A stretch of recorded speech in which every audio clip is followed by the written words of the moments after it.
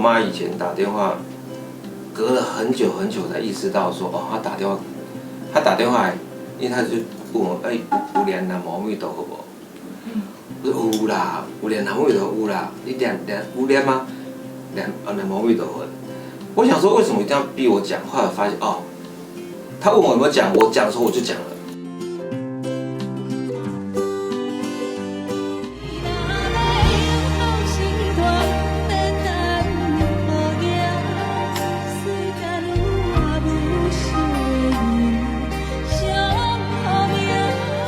爸妈特别喜欢哦，其实应该是闽南语歌啦，就是《老火虾》，那也是我第一次发表的歌，对我而言蛮有纪念意义的。我觉得《老火虾》那首歌词其实就有，就是你若要友好时段，免等候呀，然后世间有阿母听囡仔上好命，唔通靠出声，无人秀苗苗，就其实。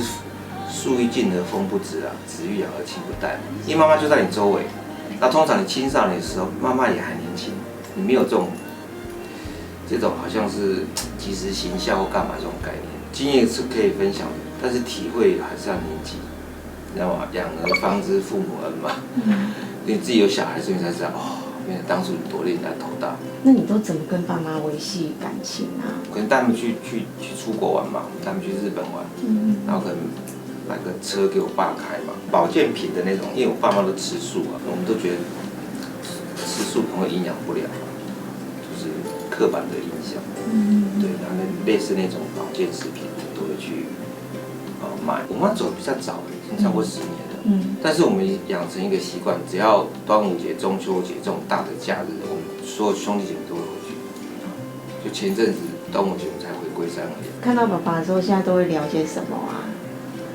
主要是他问我回答，或者是我问他说最近有没有跟一些人去宫庙拜拜。老师，那就是妈妈离开了之后，老师有没有觉得有一些遗憾啊？应该是他没有看到我的小朋友了。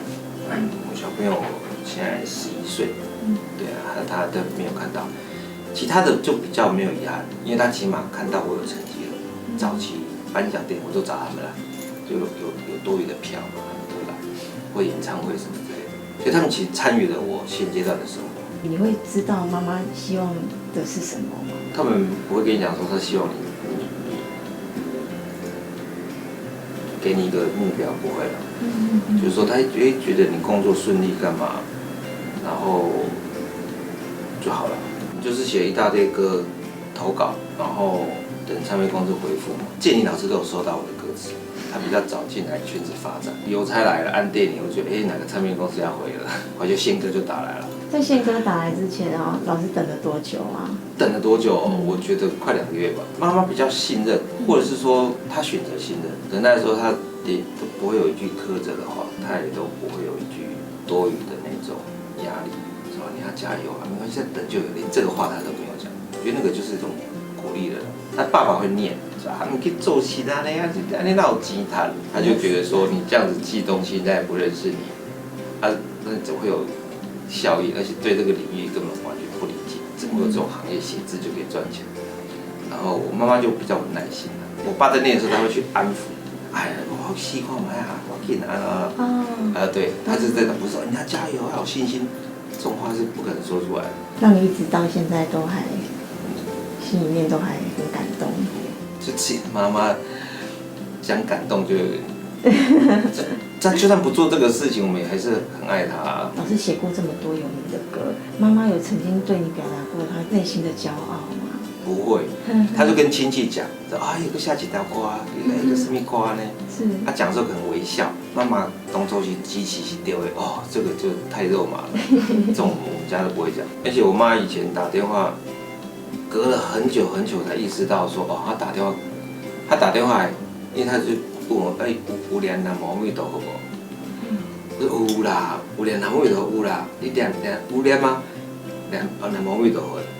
我想说为什么一定要逼我讲？后来发现他问我有没有讲，我讲的时候我就讲了，你知道吗？因为他觉得念佛号是好的嘛，这个印象就很深刻。不会用口头上去讲很聚焦的事情，要用生活中去影响你。我们家小孩基本上你在一个合理的范围内做事情，成绩好当然他会开心的，但成绩不好他们也没有怎么样。身教也可以说以身作则了，他们对阿公阿嬷很孝顺，对，就是可能阿公阿嬷年纪大了嘛，然后像外婆有一阵子可能身体不好，都还他要翻身啊，帮人家擦拭。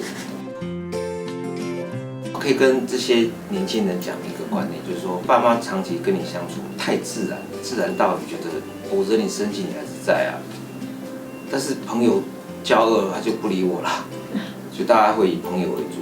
但是你只要想一想说，你真的惹了麻烦，出了状况，生了病，然后受到什么样的伤害，其实只有家里会帮你解决，特别就是爸妈，是真的。